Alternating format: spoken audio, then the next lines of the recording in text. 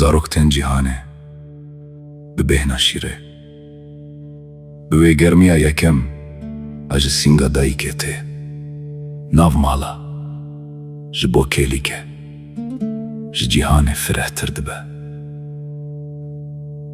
Hinek di siya darekê de mezin dibin, navê wan tevî axê dibe, demsalan hîn dibin, bayê nas dikin. Hinek berî ku çavên xwe vekin, li rê tên nivîsandin. Beşika wan bi lez tê hejandin, li balîfa wan kevirê xerîbiyê heye.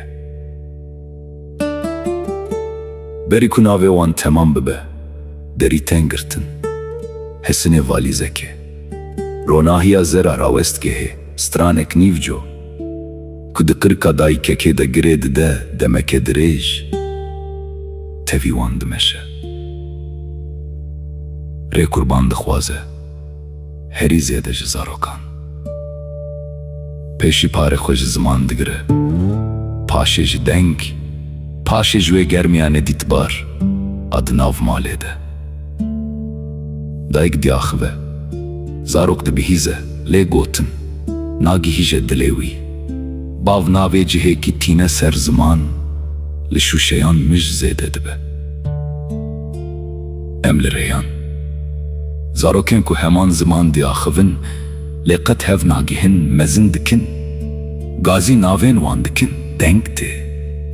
Lê hûn dirê deng nayê. Destê me digihîje milên wan, lê nagihîje dilên wan, agira ku hûn dirê me dişewitîne, li wan dibe kevirêke sar. Mirov carinan ne di mirinê de, lê di nav rojan de zaroka xwe winda dike.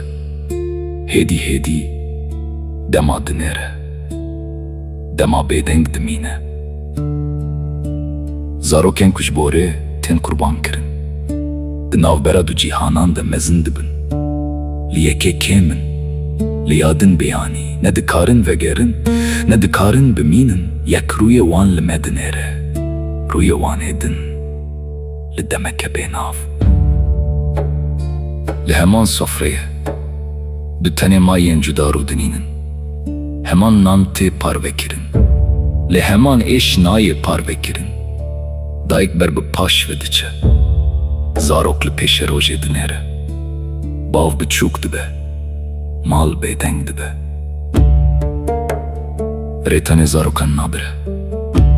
Zmanek diçe bi wan re, loriyek, siyek, bêdengiya êvaran. Ronahiya ku salan, li ser rûyê dayîkekê ve şartî dimîne. Lerzîna ku di dengê bav de, ji kesî re venabe. Rê qurban dixwaze, herî zêde ji zarokan.